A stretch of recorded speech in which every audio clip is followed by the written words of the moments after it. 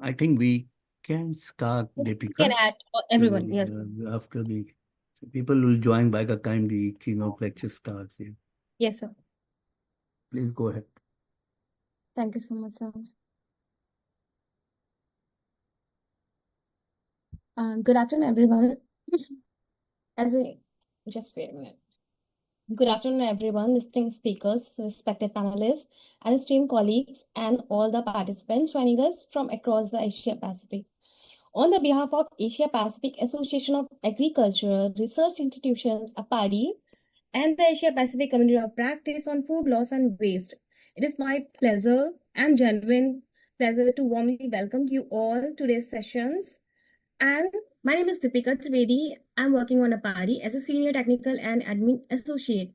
And I'm truly honored to serve as a host for today's sessions.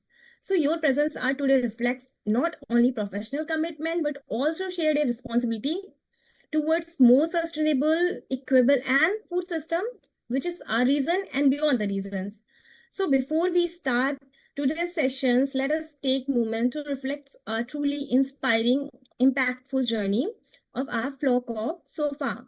So we begin this powerful and thoughtful, provoking discussion, which was our first session was Silent Famine Asia Pacific Association of Hidden Emergency and Food Loss and Waste, which was keynote speaker are Dr. Ravi Khetrapal, who's executive director of PARI, which brought attentions to food loss and which is highlighted more implication of food safety, security, and nutrition, livelihood, and sustainable development.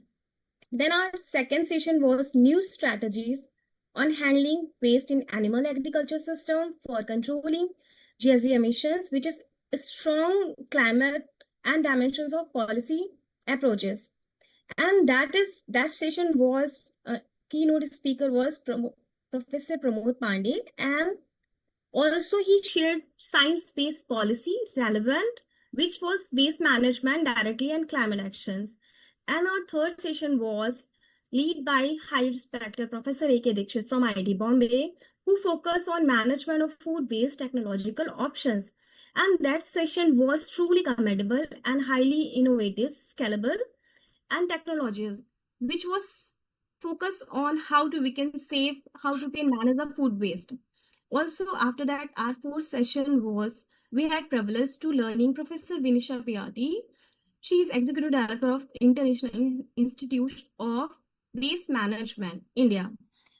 Her topic was circular economy approaches to tackle food loss and waste strategy, system, and solution.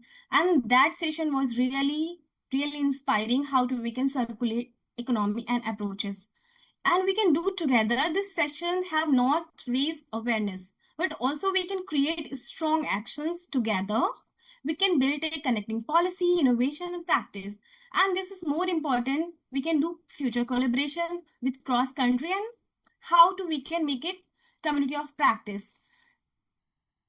So after that, today's fifth session, which is practically critical point for food value chain, and this situation of food loss and waste, fruits and vegetables wholesale market in the Asia.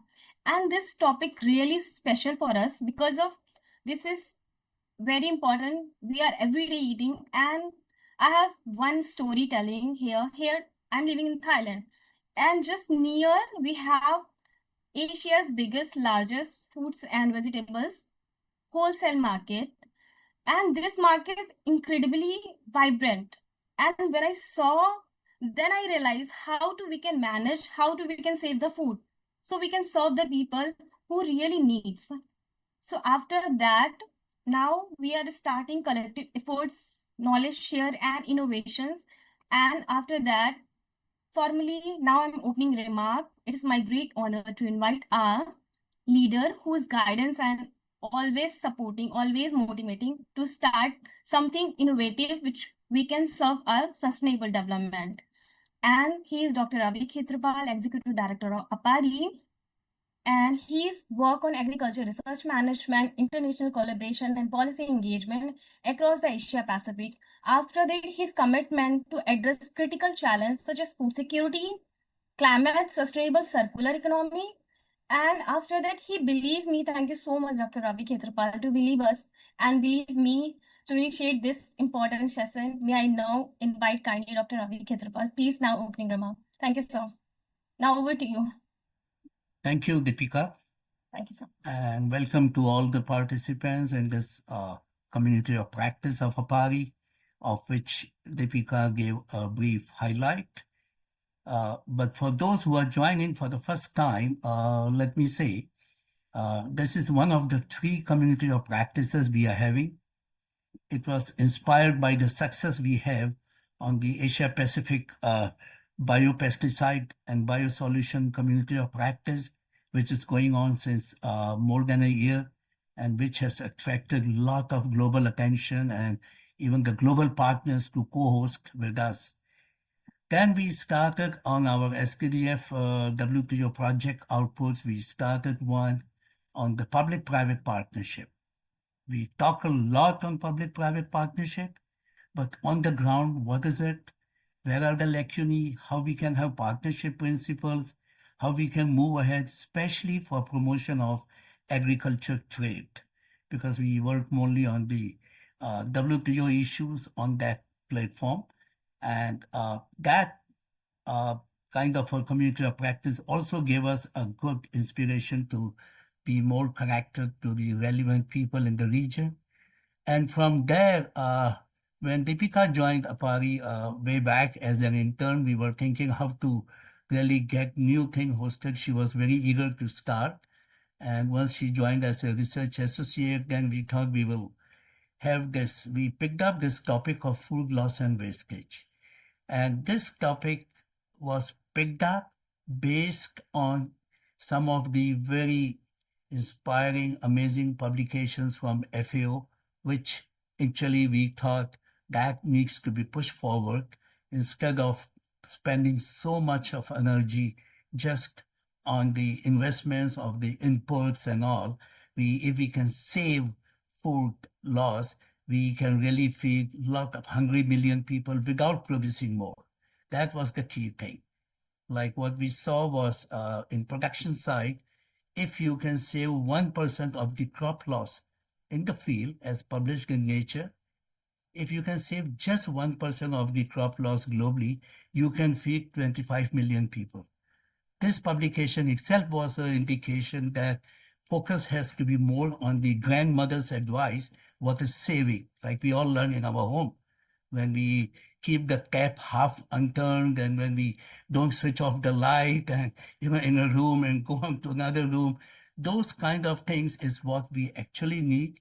And when we entered into the subject, we found a plethora of information, plethora of people, the experts, and lot going on globally. And from there only we discovered Miss Meeta Punjabi, who is today's keynote speaker. And just let me give a brief intro about her. She is a food system expert working in FAO regional office at Bangkok. Uh, she actually, her work relates to sustainable agri-food system transformation, which we had been talking of since the UN FSS came into picture in 2021, and which is the heart of the UN global agenda. Her specific areas of focus include reducing and managing food loss and food waste. There are very few people who are really specialized in the subject. And she was working with FAO before joining in Bangkok for about 3 to 4 years.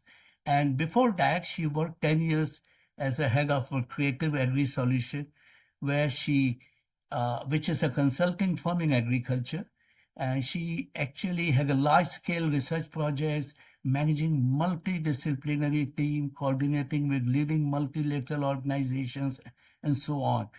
Her background is she is a PhD from in agriculture economics from Michigan State University in US, and she has extensive experience with leading multilateral agencies including World Bank, UN, FAO, IFAD, BMGF, this Bill Gates, Melinda Gates Foundation, CGIAR, and others. I have a long list of her CV and the large number of projects that she led, she is leading. I'm sorry, we will share that with all of you. I'm not going to read on all that, but I am very happy to say that she will be making a presentation today, which will be what Deepika highlighted on situation of food loss and waste in fruit and vegetable wholesale market in Asia. So I invite her for a talk, and I think she has 15 to 20 minutes. And Miss Mika Punjabi, it is all yours now, and that will be followed by our expert distinguished panelist. Miss Mika Punjabi, over to you. Thank you so much. Thanks a lot, Dr. Ravi, for giving me this opportunity for sharing some of our findings. Thanks to Apari, so that we have this platform to share some of our findings. So without taking too much time, I am going to share my presentation from my screen here, and I hope to do justice to the time. Give me a moment here.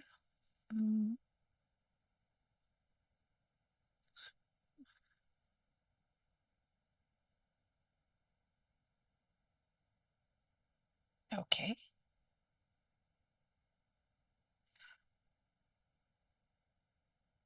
I need to get this into the... Yeah. Okay, so I hope my slides are visible now. And it is visible, but we need to full screen actually. Just It is on full screen, actually. but we can see No. very yeah, we can see actually, but not full screen. Just No, okay. Mm, let's see. Is this better? yes, Yeah. ma'am. Now it's Okay. thank you, ma'am. Yes, ma'am. Yes, thank you. So I will be sharing the findings of a very specific study which we did recently in India. And this study was done in collaboration with COSAMB. COSAMB is the National Coordinating Agency of the State Agriculture Marketing Boards.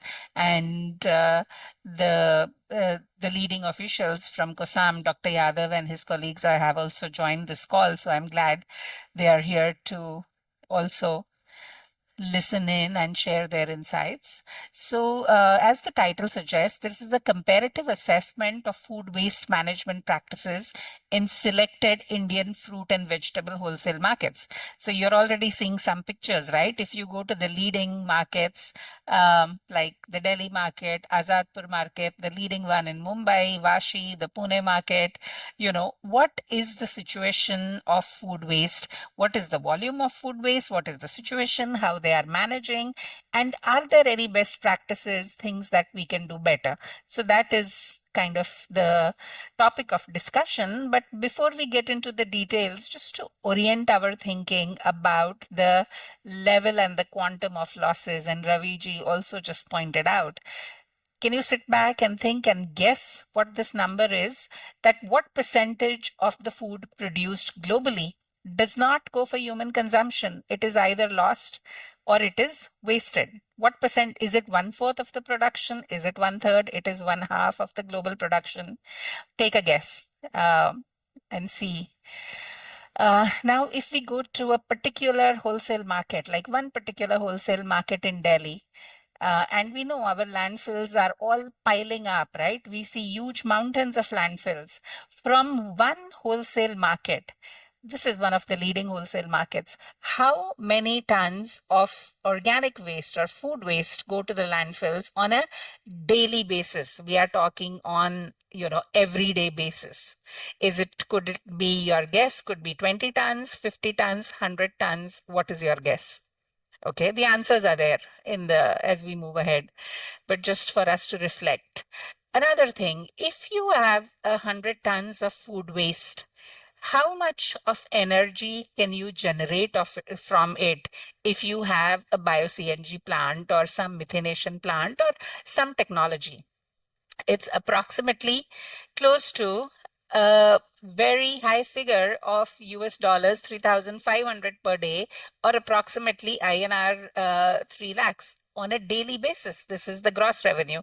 I'm not talking here of the investments and everything, although we do have those figures as well.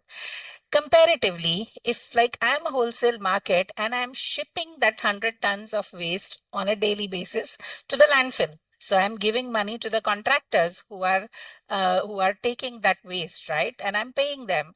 And this is actually in crores. So if you look from a market perspective, they are actually spending money on what could actually be a money generation option. Okay. So this is for us to keep in the background.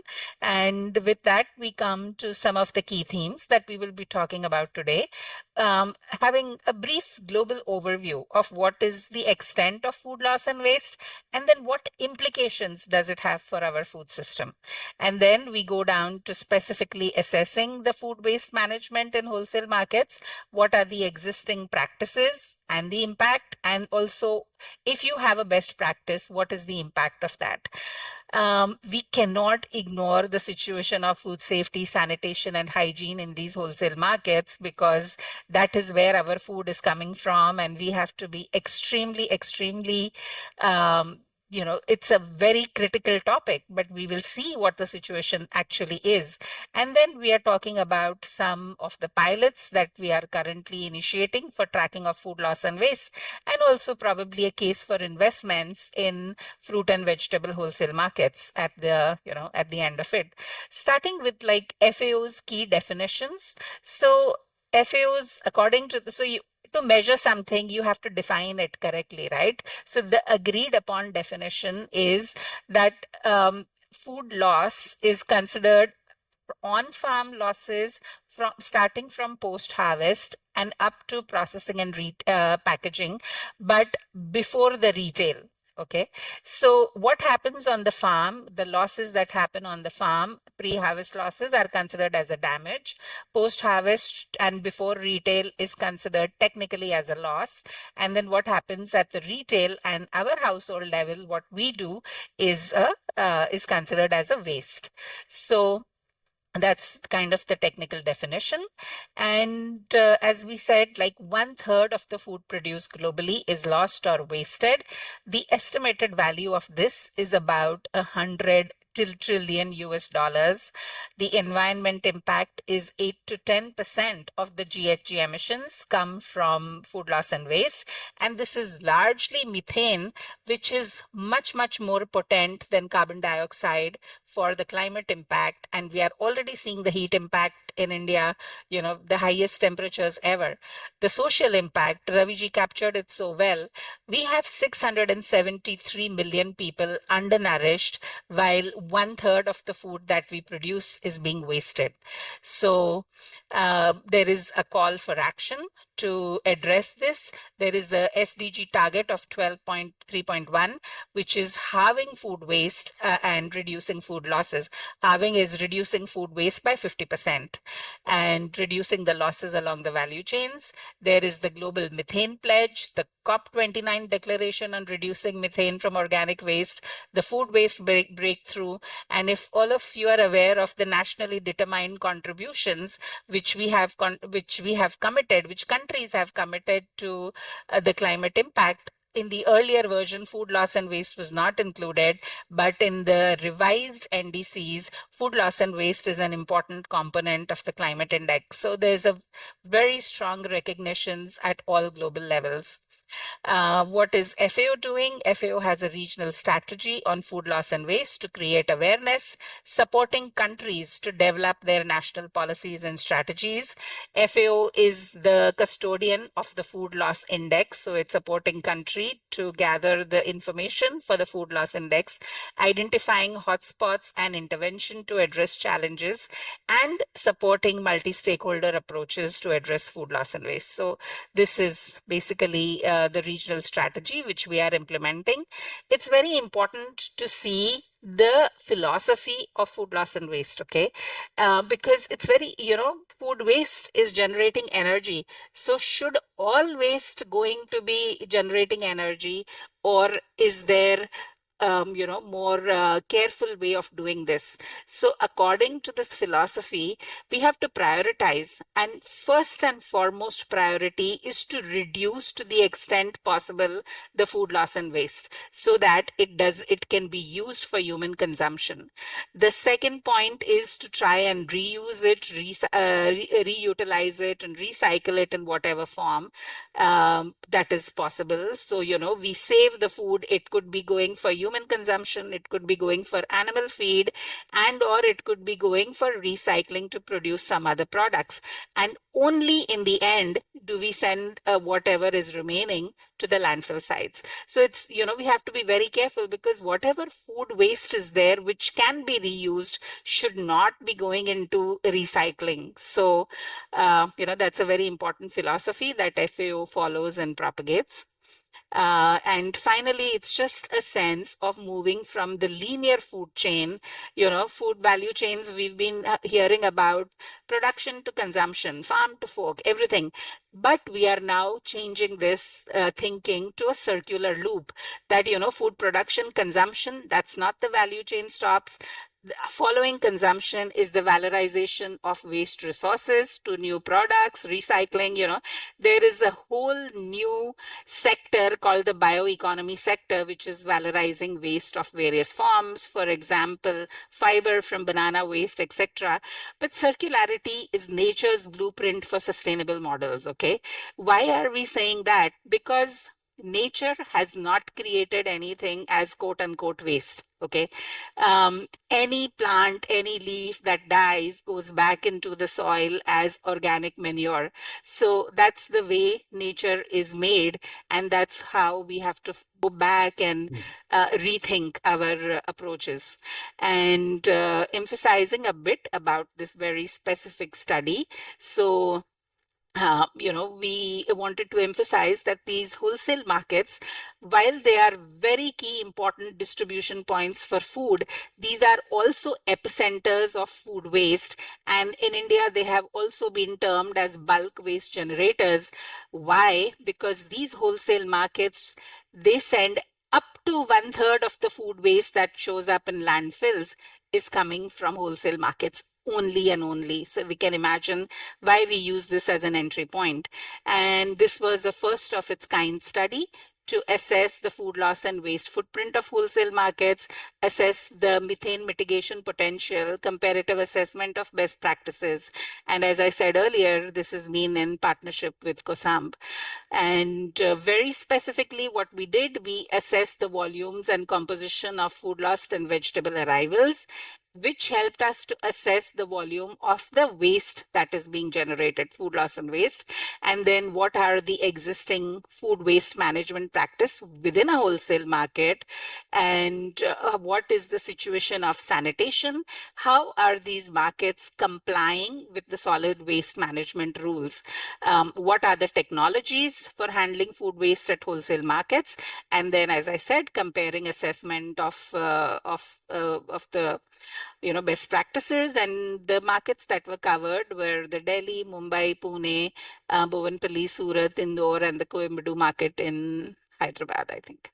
And these are some very preliminary images, which are not a very good sight. And, it just gives us an impression that things need to change, and it is a very, very critical call to action.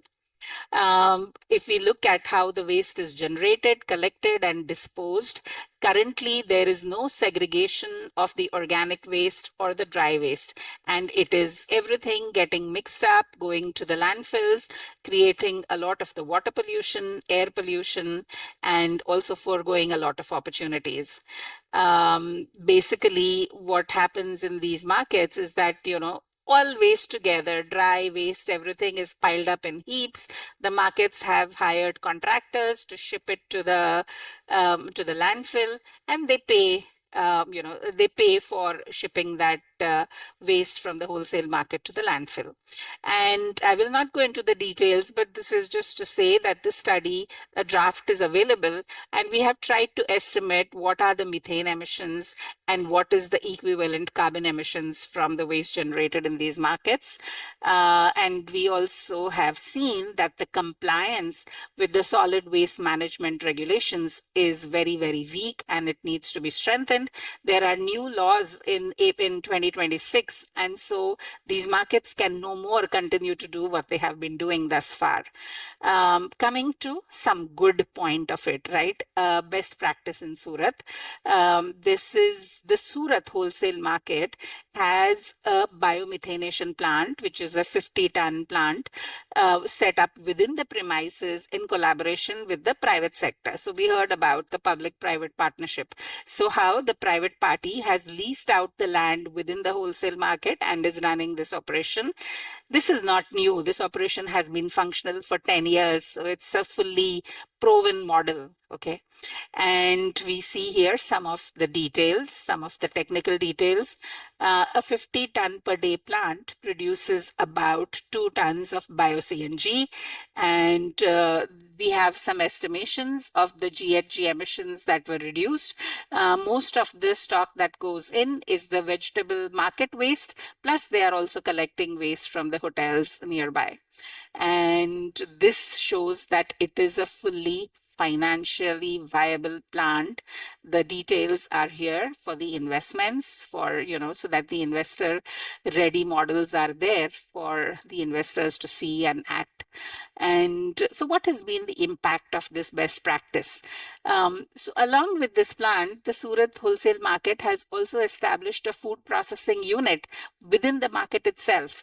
So they are, which is helping. So when there is a lot of produce which is not sold or which can be processed, and or it also gives the market additional revenue. So if a lot of tomatoes are there, they can be converted to pulp and sent to the tomato pulping units and tomato ketchup units. So it has an economic impact because the market is earning fees from its from the biomethanation plant. It has revenue from the potential from the processing unit, and also there is a potential earning from offsetting methane emissions through carbon credits. It is also has a food and nutrition security impact because processing helps to reduce the losses. But so a very big untapped potential is, rescuing food and connecting to food banks and or to animal feed. So basically, one market has been able to change its complete financial model through all of these approaches on reducing and managing food loss and waste. However, this came across as very important.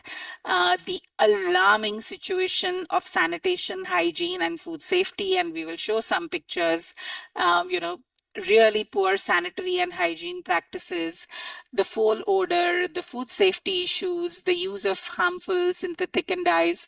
So basically, these wholesale markets are critical points for food supply, but unfortunately, they are also hotspots for food safety and hotspots for food loss and waste, which is a very big challenge, but then also a very big potential. And we can see some pictures here which are which can just tell you what the situation of food safety is. In many markets, not in all, there are animals which are roaming around. There are cows, there are dogs all over the place. And, the cow dung is there and your fresh produce is lying next to the cow dung. And it is a really pathetic situation in some of the markets. I would not say that is true for all, but we can clearly see that this is a critical alarm call for action. And of course, there are some best practices to improve the sanitation and hygiene. And FSSAI has a guidance document for fruit and vegetable markets, which clearly needs to be adopted in these markets. So what did we find? That, in these wholesale markets that we visited, the food waste was about 10 to 100 tons. It has an economic impact of the cost of transporting this waste, the foregone opportunity from earning from green energy and related carbon credits, foregone opportunity of valorizing from upcycling, and the social impact is the lost opportunity to improve food security through salvaging food. And this is, again, not trivial. Like, how much food can we save from wholesale markets? Globally, there are examples that the wholesale market in the city of Milan and one in the city of Spain, are actually the hub for school feeding. So, the wholesale markets can typically play a very key role. And even the Global Food Banking Network is now engaging in collecting and saving food from these wholesale markets. And of course, the social impact is also in the form of improving reducing the public health risk from food contamination, the environment impact. So if we are reducing food loss and waste, we are reducing the water and everything that has gone into the production. But a very, very big opportunity is to convert. So once you convert food waste to energy, a very important byproduct is the biofertilizer. And we already seeing the issues with the fertilizer challenges. So really, these are biofertilizers which can improve the organic matter of soil. And these are clearly just a byproduct of the conversion from energy, but even, direct composting as well. So it's a real foregone opportunity to improve our soil quality. And what is required to make these changes is to change our mindset from waste as worthless to waste as wealth. Really, that is what is required. And overall, as I said, a call for investment in these markets, because many of these markets are more than 50 years old, highly congested, the market layout with poor infrastructure, the movement and the traffic chaos. Clearly, it's a call for the investment and upgradation. And some of this is already happening. Some markets, there are some models of new markets in India which are coming up, thankfully, but this needs to be upscaled manifold. And just if you were to see from all of these findings, what is the national estimate? So we used our case studies to come up with some extrapolated numbers for the country, and the estimated food waste could be 3.5 million tons annually, with the potential of offsetting methane emissions, the equivalent of carbon emissions, the potential for generating clean energy, the potential for earning from carbon credits. These numbers are not trivial. And last but not the least is the opportunity for using compost and biofertilizers as byproducts. And in these calculations, we have used the most conservative estimates. So the numbers that you are seeing are clearly very, very underrepresented. It could be many-fold higher. So to share all of these findings, we had organized a very big regional workshop, Asia Pacific Regional Workshop, and even the World Union of Wholesale Market was participant. COSAM was the collaborator, and we have, there is energy to kind of move things at the regional wholesale market level, because there's the Asia Pacific Regional Group of Wholesale Markets, which can come together and take this up at a regional level. And we saw the national figures. Imagine if we extrapolate these figures to the regional level, what could be the numbers that, that could impact. So I don't know if I have overshot my time, but I will stop here. Thank you so much for listening and for your attention.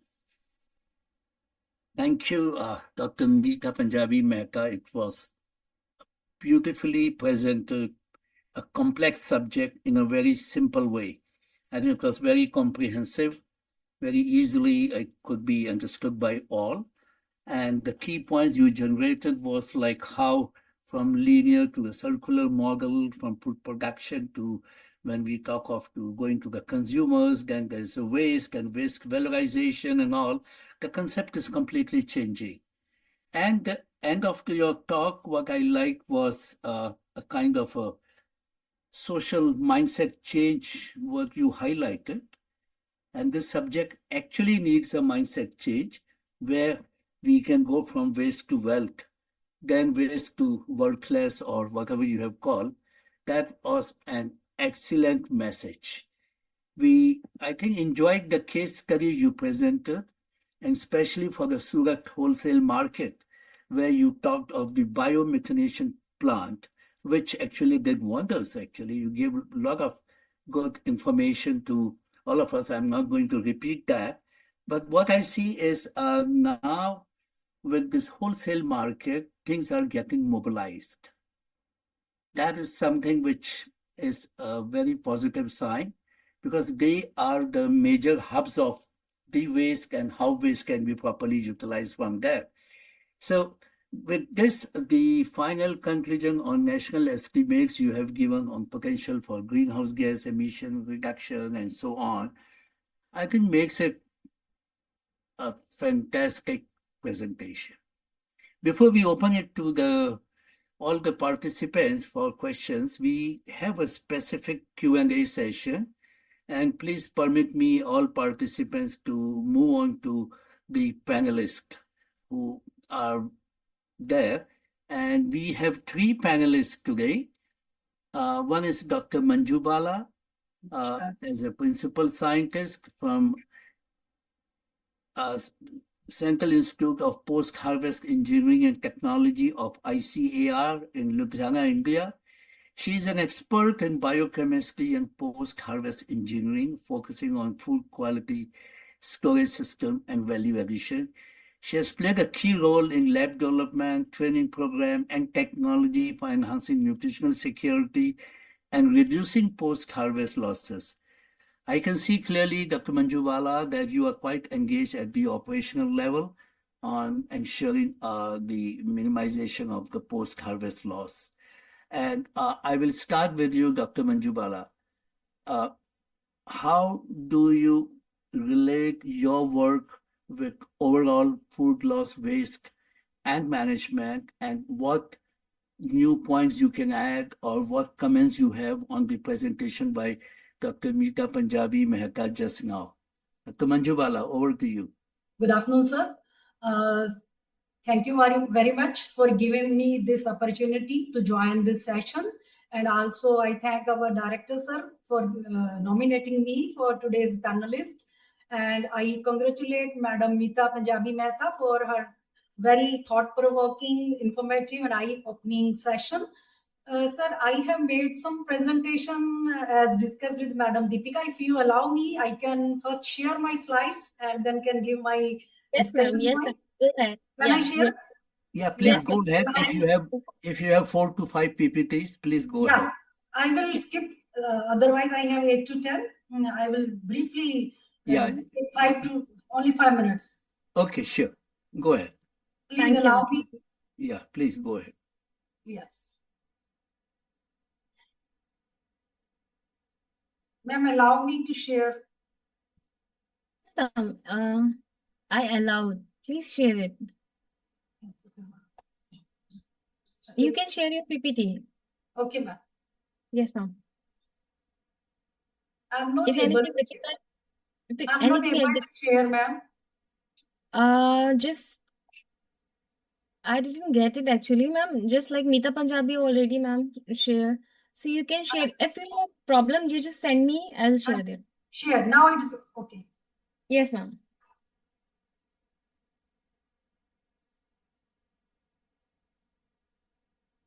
Ma'am, can you see my screen?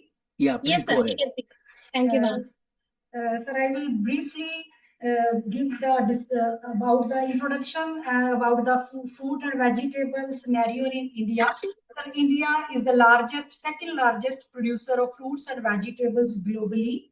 And if we see for the last decade, about 30% fruit production has increased, and there is 22% increase in the vegetable production, which is driven by government support. And major fruits are mango, banana, citrus, guava. And among the vegetables, we have potato, onion, tomato. And these are the states which are the major top fruit and vegetable producing states in India. And because seeing the geographical distribution, there are some logistical challenges, storage as well as transportation, which cost for the post-harvest losses. So our institute, it is working to reduce the post-harvest losses, and we conducted one study in 2015 in which I am just giving the information about the losses in fruits and vegetable, and it was found that in banana, guava, mango, and tomato crops and green peas, more than 1% at wholesale level, and total losses were about 7 to 15 or 16%. Later on, NABCON studied this to find out the reduction in losses, and there was observed that overall reduction was observed in the losses, but still losses are very huge, about 30% losses, as Madam Nita has told, and that if converted into the monetary losses of studies by NABCON, those counted for about $5 billion. And the key factors, although we are saying that reduction in monetary losses was the reduction in post-harvest losses were there, but monetary losses were again higher, and the factors which contributed to the reduction in post-harvest losses in fruits and vegetable, it were cold chain infrastructure, strengthening of supply chain, some packaging improvement in the packaging and handling, and technology adoption, as well as government policies. In India, these are some of the government policy which are helpful for strengthening the cold chain infrastructure, and work is undergoing, sir. Now, we all know that Indian demographic prefer fresh produce. Processing of the crops, fruits and vegetable is very low, and it is less than 5% in fruits and vegetable, which is comparatively very less as compared to Asia Pacific. And but because of increase in at urban sectors and export area, there is expected that this processing will rise and export will also rise by CAGR of 5.1% by 2030. So ICR Secret, sir, as I said, is committed to reduce the post-harvest losses in different crops. And if coming to this fruits and vegetable, we are working in different projects, and we have developed some sensor-based monitoring system, image-based sorting grading system, and packaging, as well as freshness detection and storage equipment, sir. And as it is pertinent that we have to work on from linear model to circular model. So from waste to wealth approach, we are working, and my team is working on extraction of bioactive compound, like we have extracted hesperidin from immature kinnu droppings, and also we are working to develop biothermocol from paddy wheat straw and mycelium, mushroom mycelium. Again, sir, coming to zero waste pea processing unit, we are working in this line. We have utilized pea hulls, which are rich in fiber and other nutrients. About 30 to 50% of these hull goes waste, or either goes to animal feed also, but it can be made, the nutrient can be extracted using mechanically extracted dietary fiber rich fraction, as well as protein rich fraction we have prepared, and from that value added products like pasta have been prepared. Also, sir, CIFET is working in driving awareness for reducing food loss and waste. Recently, we have completed one project under CSR initiative of Vardhaman Textile Limited, Ludhiana, and conducted awareness program and training and workshop for students, farmers, and other stakeholders. And we have given them the simple techniques to convert their household waste, starting from there, into compost, vermicompost, and bioenzyme production. So thank you, sir. So let's move from produce, consume, waste to produce, utilize, recycle, and regenerate. Thank you. Thank you so much, Dr. Madhubala. I think you did a great presentation on how the food losses at the post-harvest stage can be minimized. And it was interesting to see the percentage loss vis-a-vis the monetary loss. Eventually it's the monetary loss which is important, Yes. which might be varying from case to case, what exactly we are talking about. That was a new idea which you brought out. I think it's very crucial to push forward. And also, Now I would like to ask one question from Madam Meeta please regarding, go as ahead. you said, sir, as we are working with different entrepreneurs to cut the losses and these waste, and one of the entrepreneur from Ludhiana, earlier he has taken some technology for food processing, but now he has shifted to convert this waste into wealth. But he is facing challenges. He has developed some technology and a very big machine which can convert all kind of waste, whether it is segregated or not segregated. But the funding is a challenge. The minimum 1 ton capacity machine cost 1 crore. And how, if it is from one Ludhiana market, if he wants to place, he needs 1 crore. How funding can be given to such kind of entrepreneurs, ma'am? If from FAO we can have such kind of things, I would like to hear from her, ma'am. Sir. Raviji, do you want me to No, for take you. a single question, or do you want No, it's to okay. just It's for collect some you if you can, questions? because she has a specific question for you. Yeah, We okay. are happy to take that. Yeah, please.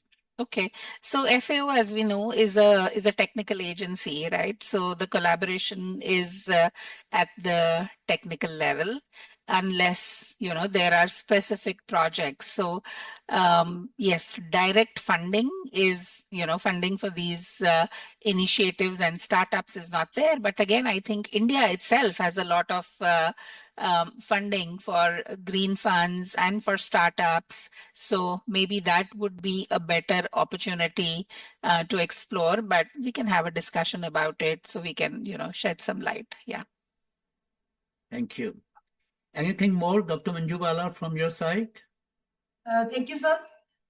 No, I should thank you. Thank you so much for your presentation and the ideas which you have given. Now we will move on to our next panelist. She's Dr. Anupama Panghal. She is an associate professor at National Institute of Food Technology and Entrepreneurship Management, which is located in Sonipat in India, if I'm right. She has about 2 decades of academic and industry experience, and she specializes on food supply chain and agribusiness management, circular economy in agri-food system, and entrepreneurship of intellectual property.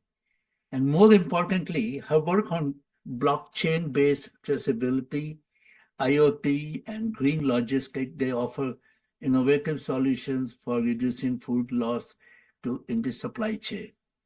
Dr. Anupama, over to you to make your point. Thank you, sir. I must thank you for starting this initiative of Community of Practice. This is a wonderful initiative by you. And again, thanks for inviting me here.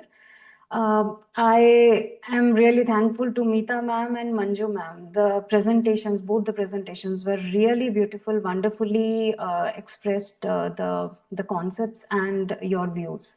Now, as an academician, we keep on researching on such topics. So when we talk about food loss and waste, so we keep on researching that what is happening and what can be the possible reasons and then what can be the solutions. So there are always gaps between what is present academically and in research domain and what is practically happening.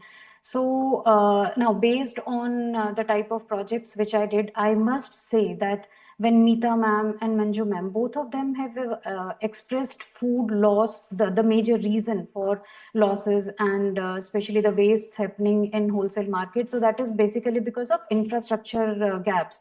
We have infrastructure deficits. We have cold storages deficits, transportation, and about the hygiene and safety thing. Now, in addition to this, what we are observing is there is data deficit as well, which we call as information asymmetry.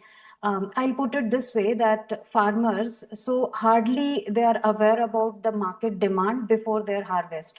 Traders, they are hardly aware about the product condition when it is in transit. Similarly, wholesalers, they are not aware that whether there would be rejections. So basically, I'll put this point in such a way that all the handovers which are happening in food supply chain these days are blind handovers. There is no data, no information shared among the participants. So it's like, if I'm a farmer, I'm growing tomatoes. So let us suppose in Nasik, and I need to take my produce to Mumbai. So before taking my produce to Mumbai, I'm not aware that in Mumbai there is already a glut of tomatoes. So I'm taking my produce there. Only after reaching there, I'm discovering that prices are crashing, and eventually my produce is going to be an addition towards food loss only. So basically here I would say that initiation started with lack of information sharing. What if there would have been something which can tell me, which can inform me beforehand, so that I can, if there is a possibility, I can postpone the harvesting, or if there is any possibility, then I can think of looking for storage options. So, I mean, lately we just researched on the literature on this particular thing, and to our surprise, when we reviewed more than 187 publications, so in the literature as well, this information asymmetry is cited as one of the root cause of food loss. There are solutions as well. So blockchain technology, IoT and AI inclusions. So these are coming up as solutions towards information sharing. So in 2000, in 3 years back, we got a project funded by Ministry of Food Processing, wherein we developed and then we tested a proof of concept for blockchain traceability in agri-food. So we took two commodities, honey and coriander powder. So basically what we did that we associated one organization with us, and with the help of technology service provider, which was Cropin in our case, we developed the complete proof of concept for blockchain traceability, starting from the farmer end till the consumer QR code scanning. We developed that. So from that particular project, it was a great learning. So in 2 years, we understood that whatever research is telling, and when we are practically implementing it, so there are challenges. The major first challenge which we observed is when it's come to real time information, tracking and data entering up into the software, it becomes tedious because we don't have internet connectivity. This project we did in Dehradun. So basically when we went to farmers field, so there was hardly any internet. So there was no real time data entry. Second thing was when we need to enter points of traceability in the complete supply chain for the organization, they were not very happy to share that particular thing because there are several reasons. I mean, why would a company bear extra costs of, introducing altogether a new technology when they can't see any benefits out of that? So, one of the surprising you can say outcomes what we observed through that particular study is that if companies need to adopt blockchain for traceability purposes, then it's not about the policies or the government support, rather we observe that it's consumer demand. So it's like if a consumer is telling that I am ready to pay extra for a blockchain traceable product, then companies would be happy to invest more in that particular technology, because this is somehow how they see the benefit of investing more, because they can get returns from the markets. So this demand side or demand driven technology need is something which we found as a very interesting output from our project. Now, coming to relation of these technologies, and when we say wholesale food loss and wastages, so what I believe is blockchain technology can be implemented in wholesale markets. In one way, we can say that rather than farmer being the starting point, wholesale markets can also be the starting point. That is what I would take up this particular thing from ENAM initiative, that is Electronic National Agricultural Market Initiative, which is being taken up in India. And slowly it is being accepted by the major markets throughout the country, and it is getting very popular as well. This is one initiative which helped the traders and the farmers to get the information from other markets, and they can trade as well. Now, when a farmer is coming to participate in ENAM, so what I believe, all the information is being entered manually. So the weighbridge calculations or the grading calculations.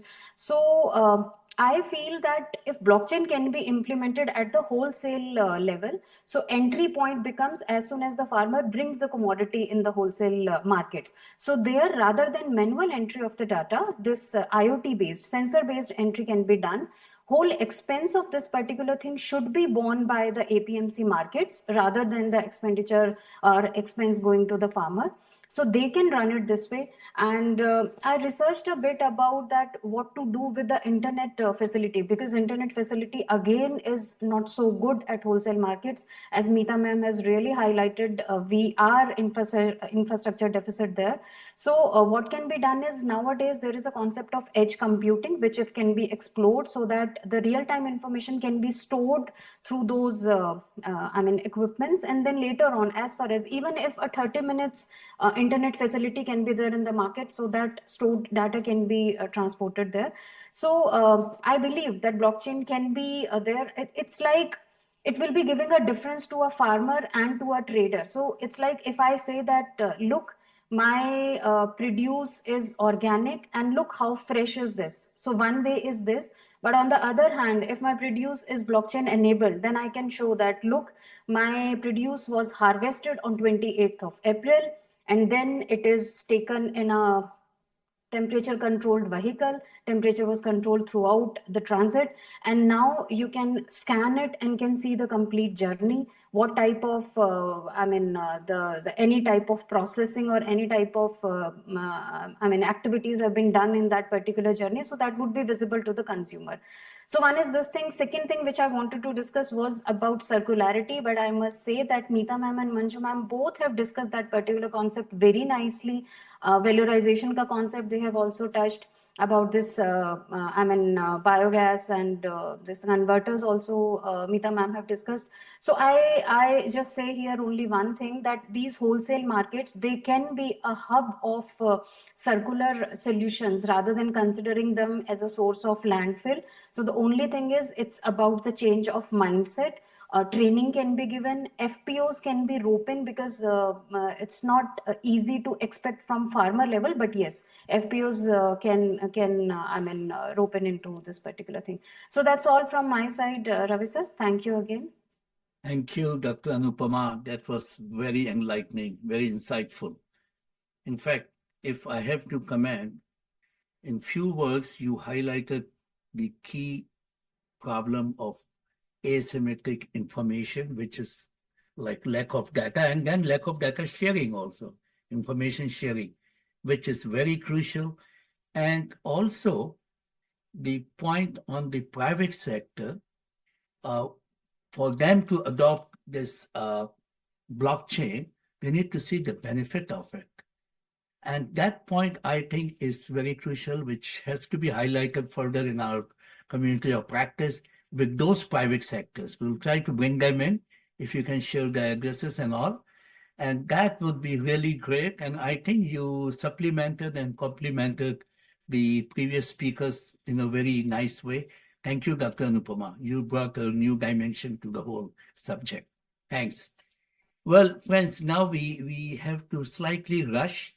And see, everyone is conscious about gender. So now, why not we have a male speaker also? Because we also believe in inclusivity. The gender doesn't mean only females are neglected. Even males are neglected often, as in our presentation today. So excuse me, Dr. Vijay Yadav Tokala, you are coming the last. You are an expert in horticulture, post-harvest physiology, with over a decade of experience across academia, government, and international consulting. And you are an expert in cold chain management, post-harvest loss reduction, and capacity building across 30 plus countries. And you publish extensively and contributed to global effort in strengthening post-harvest system and food security. So this shows that you have some point in addition to what our previous speakers have provided. And especially, I think we would like to know more than what Dr. Manju Bala had provided on post-harvest losses. With this, I pass on to you, Dr. Vijay Yadav. Thank you very much, sir. And Yeah, I just have 3 slides, not many. And as it is usually said, it's always very difficult to be a last speaker when other speakers have set a very high bar. I'm just sharing my screen. Just a second, please. Please go ahead. Yeah. Yeah, I hope my screen is visible. Yeah, right now it's visible. Yeah. So we had 3 speakers, and we came to know what is the scenario of post-harvest losses, what are the new technologies available, and this is a very brief picture showing that the losses happen all the way from harvest till consumption. And when you're talking about the wholesale have a couple of stakes in this. So quickly going to what are the critical control points of the flow, food and loss and waste. So it starts all the way from harvesting. When you're harvesting in a wrong way, then again, it will be carried upon till the wholesale, same thing. Whatever wrong thing or a good thing you do at different steps are carried out at the wholesale. Like in order, if I have to say what losses happen in the wholesale are not always because of what is happening at the wholesale. So it is being carried out, like for example, like you have a wrong way of handling, so that will be carried out and you see the loss in the wholesale. The same way, like when you're planning for a solution, like of course, wholesale would be a very good point to start with, because even in a small scale environment, like people with a small land holdings or small produce, so the wholesale would still give a scope of introducing a large-scale solution or the solutions which worked in different parts of the world where the production is very high. So talking about the Asia, relatively majority of the farmers are small scale, and even the market holdings are also small. But wholesale gives a scope for introducing a new technologies where the large scale, like may it be a very innovative, like introducing IoT or others, it gives a scope, or even a simple things, it gives a scope for that. So I'll be talking a bit addition to what all the speakers have said. So what we see is we know what is causing the losses. We have a list of innovations. We have a list of discoveries, inventions to solve this problem. And still, it is still a thing which is continuously going on. And still, a lot of technologies are being created to address the problem. So according to our thing, like what we found is, though there are technologies, there is a literature, there's a whole lot of things available. So not all stakeholders are aware of what exactly is there and what can be used. And then most important thing is, though there is a technology and we are about to introduce a technology, the stakeholder, as Dr. Anupama was mentioning. So until and unless I am convinced with the cost benefit of that, so maybe the heavy industrialist or even a very small scale farmer, the cost benefit until unless it addressed or it is in a convincing way, nobody will be really happy to adopt it. So nobody, of course, I wouldn't say nobody, but majority of them who are into the whole supply chain would be thinking about how I can earn one extra dollar or extra rupee when I'm starting something. So here I highlight a small gap of the capacity building part. So though we have a good amount of literature, indigenous as well as the modern techniques, I also wanted to highlight the indigenous techniques which are already there. And we also have a very innovative capacity building methods, but still effective extension and training, which is a basic, to make these things adopt is still some or other way it's still missing.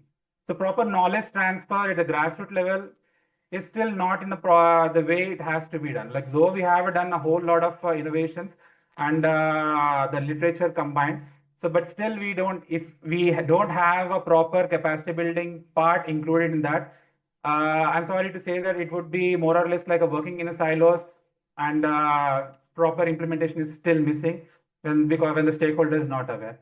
So again, identifying a technology or identifying the proper capacity building method or identifying any effective program requires a complete understanding of different aspects. Like for example, again, I can just quote a statement like a single solution which was very successful in one part of the world may not even be looked upon in other part of the world. So because there are different aspects, cultural aspects, social aspects, and a lot of things. So a small closing thing is identifying a suitable technology or any capacity building method or design or whatsoever should have a complete understanding of the target and the different aspects of the target issue. So I'll just give you a small thing, what we have been doing as a post-harvest education foundation. So in our part, like we have, this is our heart of our the foundation activities is e-learning. So why we chose e-learning was one of the reason is like in order to visit the places where we had to conduct training, it's a very cost, what do you say, it's cost bearing one. So when we checked out, e-learning had a relatively positive effect because the resource literally doesn't need to go over there, traveling cost and all things are relatively minimized. So in this e-learning, we have framed out the whole learning process into different steps. The first thing is having an evidence. Like we have been adopting a system called as a commodity system assessment methodology. Again, this CSAM methodology is divided into 24 different steps, and it covers all the way from production till the what is the end of your supply chain. So identify the key loss factors. Like again, why we were promoting this CSAM is each region have their own problem. Like we can't have, of course, there are some of the things which can be a blanketly, we can say that this is a problem which is existing. But if I want to adopt a certain technology or certain methodology, I would want to know the problem at the core. So this was the methodology which we have been encouraging. So first we identify what are the P problems. And then once we have a set of problems, we also try to discuss what would be the possible solutions. And the solution we divide into three different parts. One is the advocacy one. So where what do you say, the policy have to be changed in order to get that thing, or that's the one. The next is the technology one.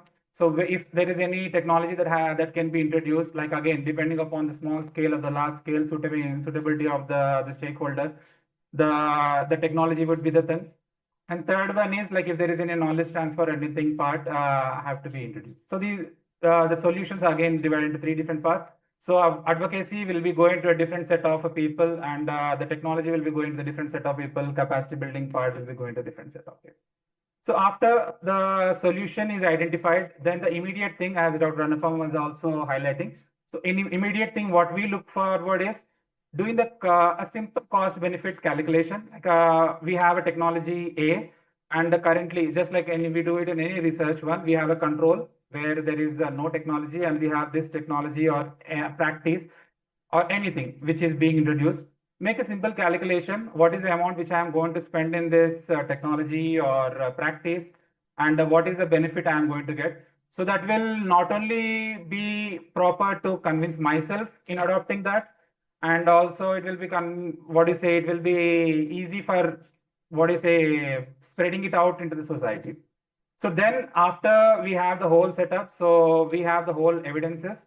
So this is working, this is profitable. Then comes your training, demonstration, and we've also proposed a system called as the post-harvest, what is it, PTSC model. So the PTSC model is we also produce that in a single model you have a center for training.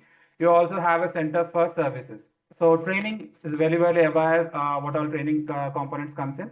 So when I am saying services, especially in a small scale environment, not everybody will be in a way to buy it or take it for themselves. So this is a service model.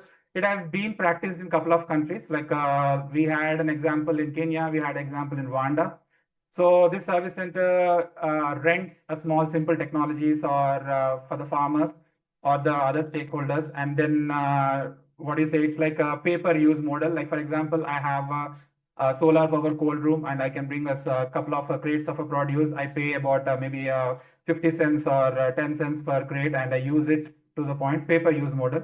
So this has given, like when we adopted this has given some of the evidences that the PTSC model will be having a long-term impact. So this is the manual which we recently have published the updated one. So this is a free for all, like it is self-study one. So it is available for download on our website. And this gives a whole set of, what do you say, the learning process which we can have to reduce the post-harvest losses. And our main focus was in the small scale holders who contribute to the majority of the production in the world. So this from my side, and I will be happy to take any questions if any. Thank you so much, Dr. Vijay Yadav. You brought a different dimension again, more on the management side or the solution side. You emphasized on the holistic approach. And this is only after the what previous speaker highlighted, the mindset change. That happens, If that has happened, then only this will happen. So the holistic approach, I think, looks very, very logical.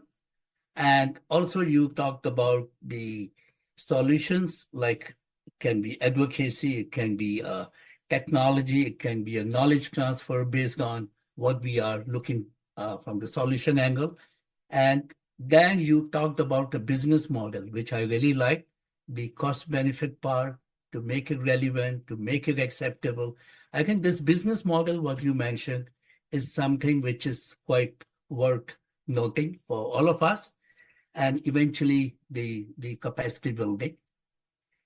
Well, friends, with this we come to the end of all the presentation by the keynote speaker, Dr. Meeta Punjabi, and by the panelist. Now we are slightly behind time, but we'll still take up a few questions. First of all, questions for Dr. Meeta Punjabi Mehta. Anyone, you can raise your hand. Sir, we have question in chat box. So, Okay. yes, sir. Let me quickly go there.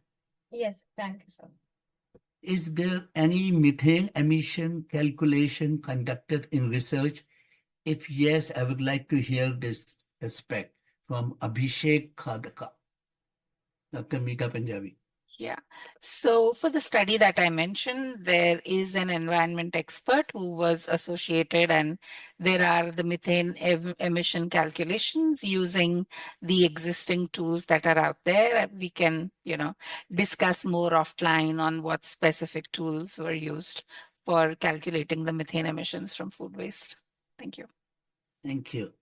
Then there is a question from Dr. Abdul Rahim Khan in the chat. He said, Dr. Meeta Punjabi, that you explained the current circumstance very well. When he started work in 1992, the same figure of post-harvest losses were mentioned, about 1/3, and still it is the same. Am I correct? Is he correct? So basically, the first figures, on post-harvest losses were 2011 FAO's publications. What we are saying now is the figures for food loss and for food waste combined. So these, what we have, what we are saying 1/3, it is 13% is food loss, which is across the value chains, and it is 19%, which is, very close to 20% of the food produced globally, is wasted at the consumer level and at the food retail service level and at the supermarket level. So basically the retail and the consumption level is almost 20% of the global food production. Okay. So that is the nuance which has been added, and we can just all reflect on ourselves as consumers and the food that keeps sitting in our fridge, which does not get eaten, and what we throw away in restaurants and buffets and weddings and everything. Yeah. So there is a huge movement on saving that food, connecting it to food banks, and be able to salvage that food. But that's for all consumers to reflect on, each one of us as a responsible participant in the food system, on what we do with our food waste. And if I have a moment, I would just also like to reflect on what Ms. Anupama mentioned. You're very correct on the value chains. How much information does the farmer have? And I've been working on value chains for 25 years now, and really we still see that the farmers have actually not gone to the wholesale markets in the cities, and they've never visited. They don't know what the wholesale market wants. So even like that basic value chain activities, if you do, just connecting the farmers in the region to taking them to the wholesale market, introducing them to the wholesalers, they at least have the phone numbers of these people so that they know, what they are bringing to the market. And we also read about dehydration technologies. There is a colleague here who mentioned it. And to my mind, I think it is the most underrated technology. It has huge potential from MSME level to the, very high scale. It's probably, if there's more tomatoes, can it in the village itself be, and these technologies, post-harvest technologies, dehydration technologies are not super expensive. Neither are they super energy consuming. So they are really low scale. And there is a lot of scope for us to learn on dehydration and, capitalize on that potential. One thing I would surely want to table is we all talk about cold chains and big technologies and everything. To my mind, I have seen white elephants of cold chains, huge investments, but not being used because, like we all know, if the consumer is not willing to pay, what is the point of those big investments? So even if we make small investments of handling our produce properly, of making sure that it is transported correctly, having low cost technologies, low energy technologies, change in management practices, change in packaging, I think has a huge scope, rather than focusing, not that the big investments don't have a place, but for those big investments, there has to be a consumer who's willing to pay for it. And if it's not an export market or not a high value market, then you will not find a consumer who is willing to pay for it. So we should consider the low cost technologies as very, very important. This is what I wanted to say. Over. Yeah, thank you, Dr. Mika Punjabi. But you are being challenged again. There's one more question for you. That is from a PhD scholar, Shilpa from Bombay, Shilpa Sunariwal. She is working on tomato waste valorization. She wants to know what is the current potential and progress of tomato waste valorization in India? Is it actually being implemented at scale, or it is only at the research level? So again, I think there are colleagues here, Manjuji is here, who can reflect on that. But before I hand over to Manjuji, I just want to say that all of these technologies are relatively new. Not that they are not picking up. Now, I showed you numbers of the waste management plant, right? I showed you actually the investments and everything. And what do you think happened after that workshop that we organized in Surat? The COSAM team is here. They have joined online. They are the nodal agency for the state agriculture marketing boards. When you present numbers and if there is a profit, the private sector will stand up and come and invest. There is no question. So that's what our focus is. One is to demonstrate numbers, and second is to do a change in mindset. So over to you, Manjuji, for some of the specifics. Tomato waste, it is a very important question as we talk, because in case of tomato, there are highest post-harvest losses. Mainly for tomato, mainly it goes for pulping, one of the technology which is used. But still in India, the tomato goes waste because it is the lycopene content which has to be at certain level so that the tomato can be processed. So when we come to the type of variety available in our country, so it is not only the growing of the vegetable, it is also important that those varieties or the vegetables for fruits, they should be processable, because if there is glut, it has to be converted into pulp or some other product that should have that kind of component which is required for making that product. So there is pulping is being done in India in certain, but for waste like seed oil, converting them into some valuable product, that is still at the lab level. Thank you, Dr. Manju. We will be going fast. We are overshooting time. Maybe 2-3 points more we will pick up. And thank you for overstaying with us. Now there's a question from one Mr. Joseph from Zimbabwe, a PhD student.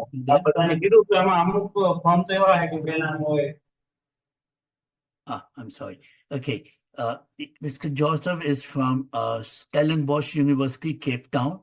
His question is for Dr. Manju.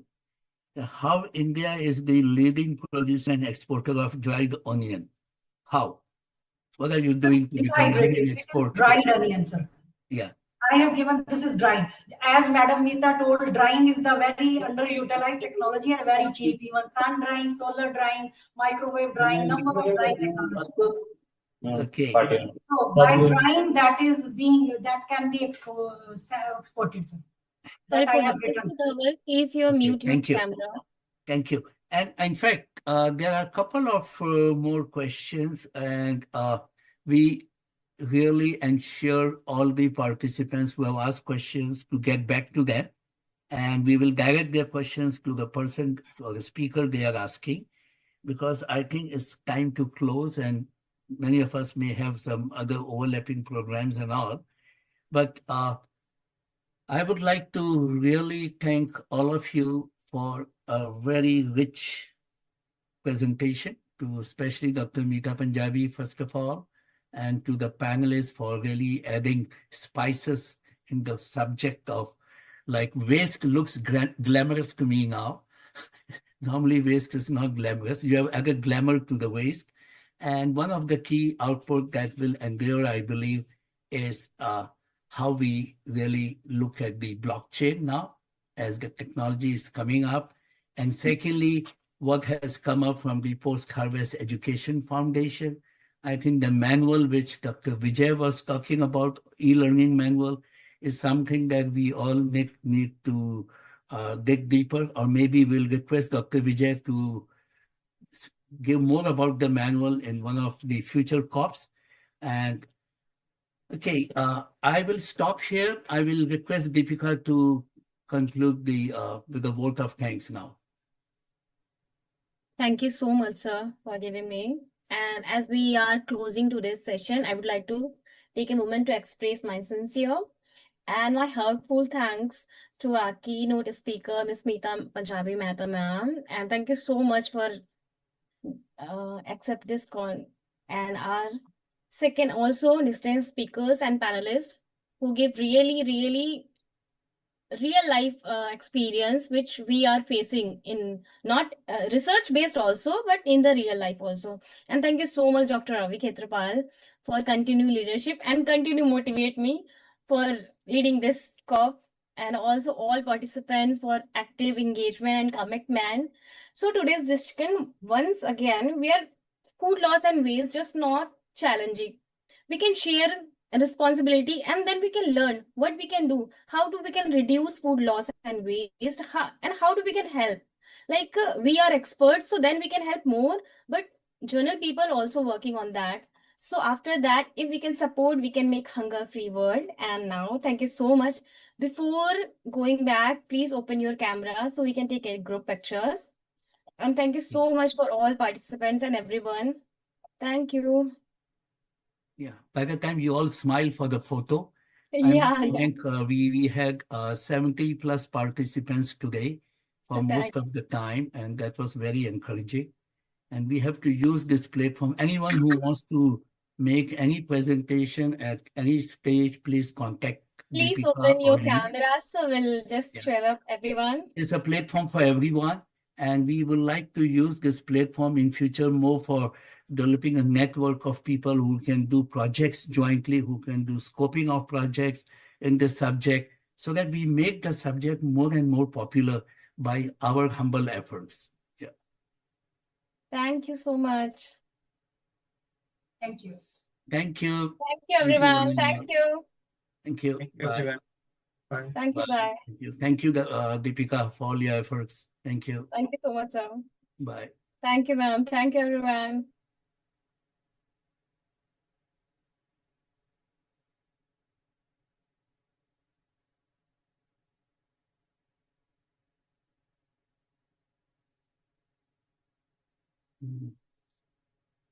Happy to see people from Mardi also. They are Yes, very sir. active, always from Malaysia.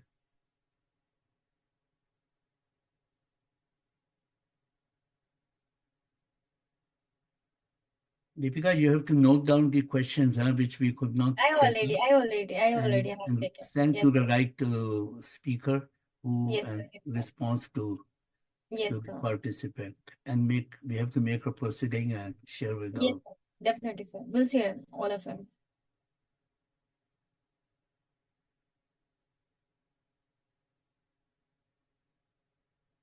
I think we can end it. Sir, I'm ending the meeting, okay? Yeah, please. Thank you, everyone.